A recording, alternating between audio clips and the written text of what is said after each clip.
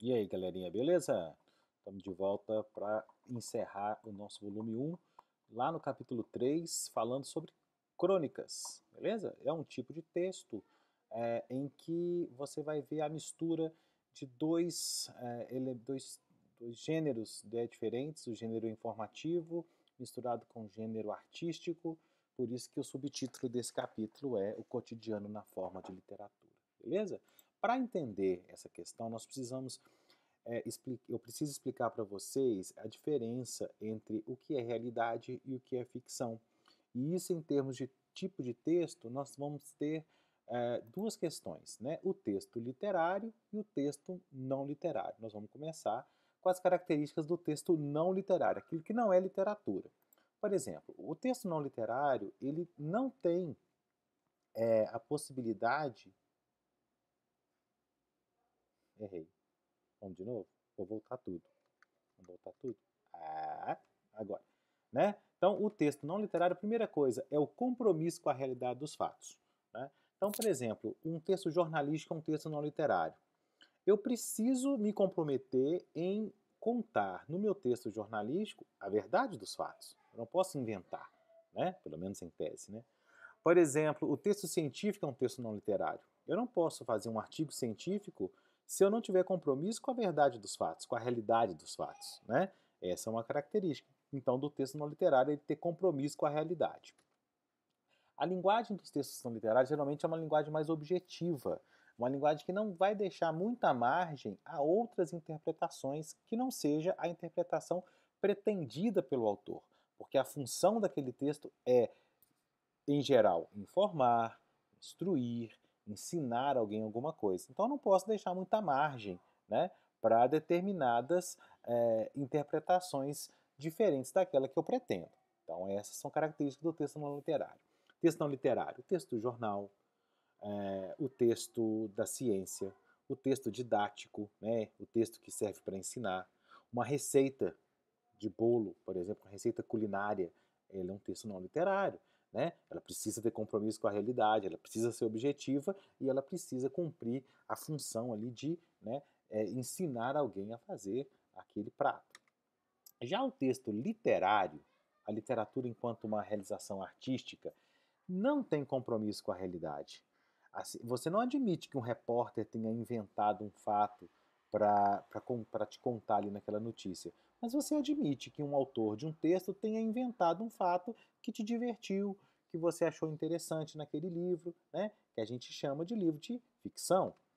A linguagem do texto literário é uma linguagem mais subjetiva, uma linguagem que tem a ver com o caráter pessoal daquele autor, né? As suas emoções, os seus sentimentos. Então, ela dá margem a outras interpretações. Né? E a função do texto literário é uma função artística. É expressar uma visão de mundo, é emocionar, é entreter o leitor, fazer, né, passar o tempo de forma prazerosa. Essas são características, então, do texto literário. Por exemplo, um poema, um livro de romance, né? Uma poesia e uma crônica, né? Que não deixa de ser o texto literário. A crônica é o encontro dos dois. Esse nome crônica vem da palavra cronos, do grego, que é relativo ao tempo, como nós conhecemos em cronologia, em cronômetro, em sincronizar, tudo a ver com o tempo. Né? E é o encontro da notícia, do fato real, cotidiano, com a arte, com a literatura. É quando o autor, então, mistura as duas coisas, a realidade, né, jornalística com a subjetividade literária, com a sensibilidade artística. Então, a crônica, ela mantém uma relação muito próxima do tempo em que ela é escrita, do momento da enunciação, o momento em que o texto é produzido. Né? Conhecer esse momento é fundamental para entender as crônicas, saber o que estava acontecendo naquele momento. Então, ler crônicas de hoje, a gente tem uma maior facilidade para compreender, porque o autor está buscando justamente dar um enfoque artístico, subjetivo, a fatos que estão acontecendo nesse momento. Né? Então, fatos ou temas relevantes na época da composição do texto é que geralmente é o ponto de partida para o autor escrever uma crônica. Tudo bem? Tipos de crônica. A crônica tem vários tipos. Resumindo, são, por exemplo, a crônica narrativa, né, que ela vai te contar uma historinha, né, ela vai te... São personagens, né, em ações em determinado tempo e espaço, só. A crônica argumentativa, em que o tema é problematizado pelo autor, né, em que ele escolhe um tema, geralmente um tema polêmico, né, e ali ele se posiciona em relação àquele tema, narrando uma história, contando para você sobre esse tema. A crônica reflexiva, que é uma crônica mais subjetiva, que tem um maior grau de pessoalidade, que tem objetivos mesmo de mostrar para o leitor a visão de mundo daquele autor.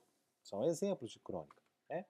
As crônicas, elas têm uma estrutura parecida com os contos, que são aquelas narrativas curtas, e elas se dividem geralmente em pretexto, né, que é o tema da crônica. Opa, isso é o tema da crônica, o ponto de partida da crônica, né?